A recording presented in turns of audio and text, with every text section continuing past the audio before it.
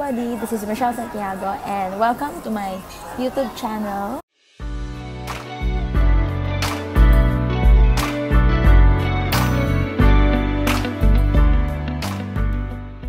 And today I'm back here in Singapore to learn again kasi pumunta kami ng ate ko kasama yung asawa niya sa Kingdom Invasion conference wherein Heidi Baker was there to preach, and yeah, pinush talaga namin to para maka-receive ng impartation about love for the lost and for the people. So, ito yung nangyari nung araw na yun. It's the day that the Lord has made. We'll rejoice! Happy anniversary! Yeah! Mag-anniversary sila sa conference ng Kingdom Invasion. And we're with Tin and Dobby. Nakita si Tin. Hi! Sobrang excited kami na makarinig kay Heidi Baker. Guys, manghuli ko na sa akto. Kasi pag sinashot ko, ayan pa. Yan. Yan ang totoong nangyayari sa akin. Ako lang yung taga-video nila. Ako pa yung taga-kuha ng tubig. Yan. Huli sa akto.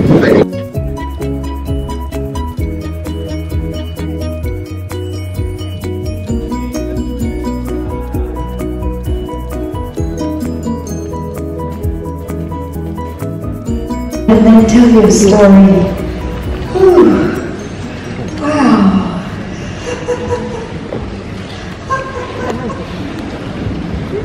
Impression after impression after impression after impression. Like, wow, that's just so cool. It's true. Oh, so awesome. Yay. Okay. It's great to be happy after all these years. Come on. Shakarabasantu. Hi! Tapos na yung conference and sobrang namamaga yung mata namin ngayon. Grabe lang mag-flow sa spirit si Heidi Baker. And take home siguro maging eagle ka. Huwag ka maging chicken na nasa nasa baba lang and nasa cage mo lang, because you are meant to soar high like an eagle. Yeah, sobrang apaw. Grabe, umaapaw yung word ni God. Lahat ng tao makikita mo, makikilala mo. Look at them with grace and love and peace of God in your life. And excited pa ako mamayang gabi. Amen. Namamagamatan ni Reb.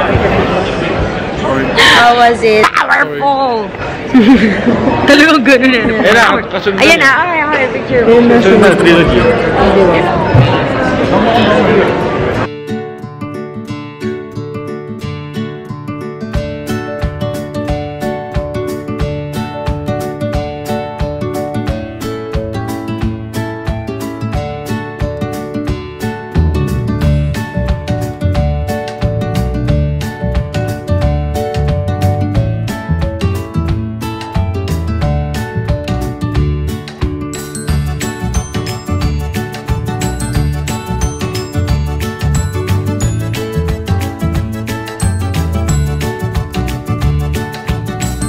Sayang yung make-up nung araw na yun kasi wala kami ibang ginawa kundi umiyak.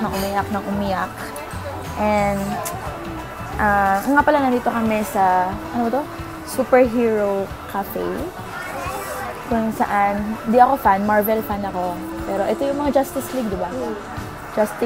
Justice League, sila Joker, sila Batman, Superman, and I have this drink, Supergirl drink. Kung napadpat kayo sa Singapore and if you want to visit here sa Bayfront na Bayfront na MRT station. And yun, so ang dami ko natutunan dun sa conference na yun, and I thought of sharing it to every one of you ngayon sa vlog na to.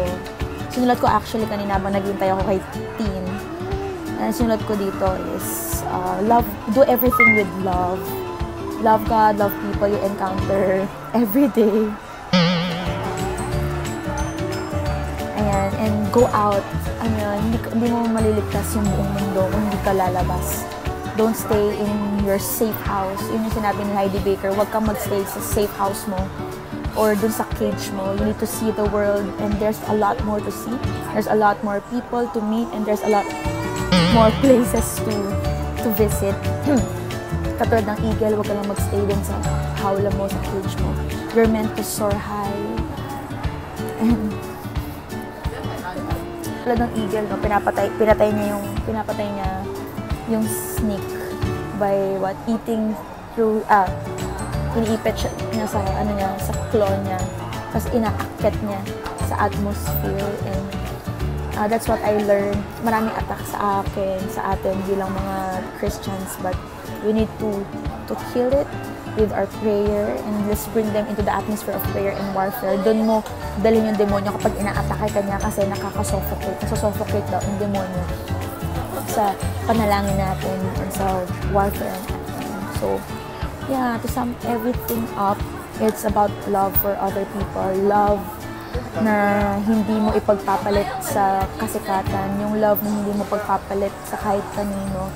Love that brings people to heaven. Love that saves people. So, yun. Sobrang overwhelming siya. And,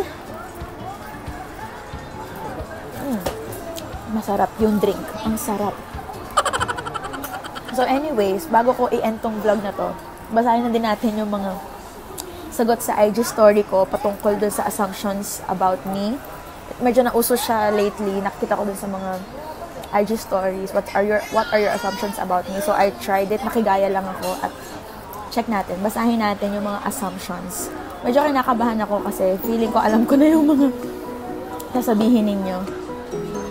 Ayan, what are your assumptions about me? Unang-una, nangunguna, assumption sa akin, NBSB. NBSB, kasi ano ba to? No boyfriend since birth, di ba? Or no bakante since breakup. Pwede.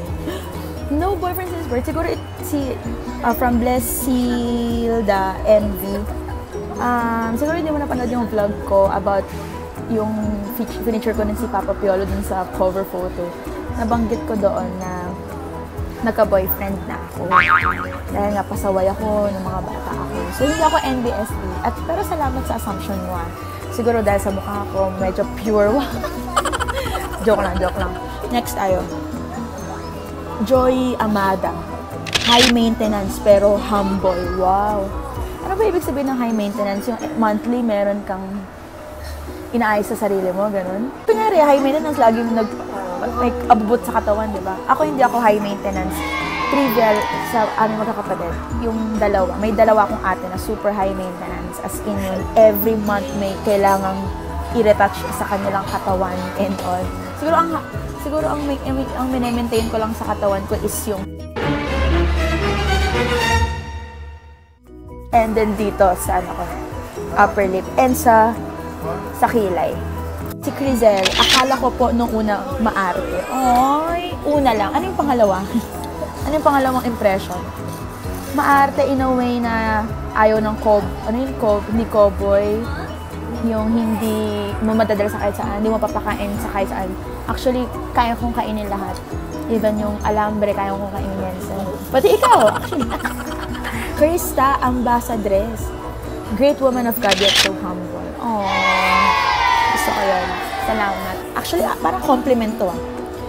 Jonathan Reyes, may real tats ka po. Wala. Wala akong tattoo. Tattoo. Wala. Di ba? Next tayo. JJCM, parang hirap makipag-usap sa'yo since super mature yung personality mo. Compliment. Mahirap ba akong kausap? Hindi naman. Hindi ko alam eh. Pero yun yung tingin mo sa akin. Okay. Next tayo, Mataray. Jared Pacheco. Siguro hindi. Makita mo ba itong mata na to? Hindi, mataray ako. Suplada. Actually, may pangalawang nag-comment. Si Leslie Suplada. Hindi siguro sa mata ko lang. Ayan o. Medyo. sa una. Pero mabait ako, guys. Comfort drink, milk tea. Totoo yan. Milk tea ang comfort tea. At natutunan ko yon kay Ate Kim. Siya nag-introduce sa akin ng milk tea. Next, set goals and really do everything to achieve them. Not an impulsive buyer. Uy, gusto ko to kasi totoo to. Hana Kai, makinig ka din. Ang assumption niya sa akin, matangkad po ate. Tama yun. Ano po yung assumption? Talagang assumption talaga. Matangkad ba ako? 5'1" yung height ko, guys. Hindi ako matangkad. Tapos lagi lang ako naka-heels, kaya medyo mukhang deceiving siya na nagiging 5'4" ako. Pero gusto ko yun. Shaira, magpapag-giveaway ng 10 tickets. Anong ticket? Sa puso ba? Let's see. Jericho. Maganda. Hello po, Pastora. Uy, maganda yung assumption na yan. Maganda. And hello din, Jarrod. Salamat sa lagi pagpapapicture sa amin, pag-shoot ng kung ano-ano. Bubbly, creative, and all out. I admire your love for that. Thank you, Christina. Thank you. Happy. Ayan. Next, good singer and sobrang ganda sa personal. Assumption to, no? So, akala mo, maganda ako sa personal. Sana hindi ka ma-disappoint pag nakita mo ako. Hoping to see you at the shop. God bless you. Next, Cindy Dedumo. You have high standards pagdating sa guy. Siguro lahat naman dapat ng babae magkaroon ng high standard pagdating sa guy kasi hindi pwedeng kung sino-sino lang yung pinipili mo, diba? And tama. Pero na to the point na mawawala na ako ng boyfriend. At wala na akong boyfriend dahil sa high standard na meron ako. Noreen, assumption niya sa akin, guys, ito. You have tutor right now. Alam mo, dyan ka nagkakamali. Yun yung mahirap ngayon. Wala akong suitor. Pero, wala, waiting. And, enjoying my season as a pastor, as a singer, and, yeah. Yun, sobrang mahaba na ata itong vlog na to. Yun lang, dun muna ako titigil. But thank you sa mga sumagot doon sa IG story question na about assumptions about me. And I appreciate it sa mga lahat na nag-compliment. Yeah, that's what happened sa short trip namin dito sa Singapore. We went to see Heidi Baker and learn from her para sa darating na Puso Conference. And I pray na may onti kayong nakuha from what I've learned sa conference na yun. And to end this, like Heidi Baker, let's not stop preaching the gospel and loving people. Kasi kailangan nila yun. Let's preach the gospel with love because they need to know. People around us needs to know the love himself, and that is Jesus Christ. So yeah, thank you for watching this vlog. Comment below kung may mga gusto kang i-vlog namin magkakapatid at makita ninyo sa aming buhay bilang mga pastor at bilang mga leader. So yes, thank you for watching. See you sa next vlog. Bye!